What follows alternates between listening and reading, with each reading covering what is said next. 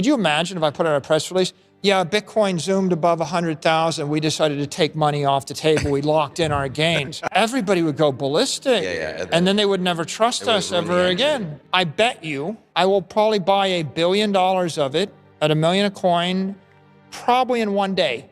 In this market analysis, we bring you a major update from Michael Saylor, who will share his thoughts on what would happen to MicroStrategy in Bitcoin if he ever decides to sell and secure gains. He'll also dive into some fascinating topics about the current Bitcoin market, MicroStrategy's position, and his predictions for the long term. And I'm like, you don't understand, like, the world doesn't give a, they don't care that you're the world's most brilliant trader and you do like 187 opaque things to make $1 billion. If you show me a hedge fund that makes $1 billion in an opaque way, I don't want to invest a dime in you. Why would I? You're like some smart guy that makes some money in a way I don't know how, but maybe you won't next year. I would rather invest in a guy that loses $1 billion in a way that I understand. It's like, oh, Bitcoin traded down $1,000. Oh yeah, you just lost $1 billion. You know, Bitcoin, when Bitcoin moves like $2,500 down, we lose $1 billion. Yeah.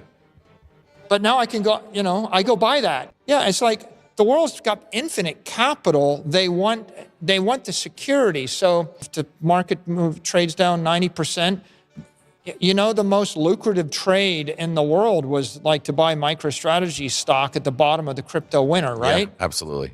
Right. I mean, I think our stock got down to $13 a share. You know, not that long ago, $13 a share. And so for us to unwind the trade would have unwound. Like, I think literally it's a $98 billion mistake. Yeah. To basically flinch. Yeah. At the bottom of the market. And by the way, it never occurred to me, like, why would we? Had a strategy. Of course I'm not going to. It's just the conventional rest of the world definitely should. I'm like, you guys are out of your mind. I mean, I saw stories that were like, Michael Saylor bet big on Bitcoin and lost. I think it was like a That was the headline in the Wall Street Journal. I laugh, you know, Dave Portnoy complains about buying it at 10 and panic selling it. And then he's like, oh, I bought it at 40. And, oh, I hit the wrong button, you know? And what I've said, and I said this to Tucker Carlson on television, I said, I'm going to be buying the top forever. I mean, here's what I tell you. When Bitcoin's $1 million a coin, I bet you I will probably buy $1 billion of it at $1 million a coin, probably in one day. Yep. And when it's 2 million, I will probably be doing it again in one day. And when it's 10 million, I will be doing $1 billion or more in one day, right? And so we're not stopping. The big idea here is there's $450 trillion of assets in equity, real estate, fixed income that's store of value assets in the 20th century economy. There's $2 trillion in Bitcoin in the 21st century economy. We're the bridge.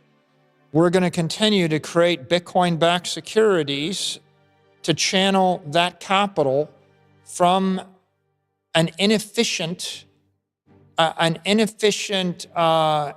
form to a more efficient structure. If I give you $1 billion and you invest in a diversified portfolio of African real estate companies and equity investments, that's a very inefficient portfolio. If I take the same $1 billion and I pull it into Bitcoin and I eliminate your counterparty risk to every country in Africa and every company and every currency in Africa, that's a much more efficient thing that gives off energy. So I don't see why we wouldn't just keep growing every year forever. There'll be a point when Bitcoin is a $300, $400, $500 trillion asset class. And maybe there's, you know, if I don't know if it'll ever equalize, we'll see. But I mean, this will probably be 1,000 trillion and this will be 500 trillion. And there's still going to be normies. There's still going to be people that are like, I'd rather buy my government bond, or the government told me I had to capitalize my bank on the bonds, or I want to buy this. There's still going to be that. There's always going to be, in my opinion, there's going to be a spread between, say, the S&P. If the S&P is 1515, and Bitcoin is 60 to 60. I think the Bitcoin is tracking toward the S&P, and the S&P is going to track up because the S&P companies will flip to hold Bitcoin. There's always going to be this risk premium, which, theoretically is up to 6% because of the counterparty risk of you've got an attack surface, you've got a company, you've got a currency, you've management got risk, et cetera. all this. Yeah. And as long as that risk exists, there's always going to be some kind of arbitrage opportunity. My 21-year forecast is it goes up 29% ARR on average, which means it's 60% grinding down to 20% over 21 years. And it grows to 13 million a coin, and it grows to 280 million in the asset. And of course, there's plus or minus rails. There's the bear case, and then there's the bull case. It could go faster. Yeah. It could go less. By the way, you did put out a great model, which is on GitHub. But yes, it's Bitcoin 24. You can download it. You can plug in your own assumptions about everything, come up with your own model. But, I'm focused on the 21 years because I think that's as much as any politician, any business executive, any normal investor can manage. And I'm sure that if I'm lucky enough to be in good health, I will come trot out in 21 years and I will give you the next 21-year model. And that will be a much better articulated, more nuanced one that'll take into account the 8 billion robot flying cars, and all the other stuff, the telepathic DNA nanobot, inlays we have. But right now, I think that that's enough. And you can imagine and build any kind of business and chart a strategy for your family, your business, or your country based upon that model, which I think is beneficial to most people. I think that makes a lot of sense. The market remains uncertain, and many are watching closely to see its next move. With the recent momentum, Bitcoin enthusiasts are optimistic that the cryptocurrency could continue to rise.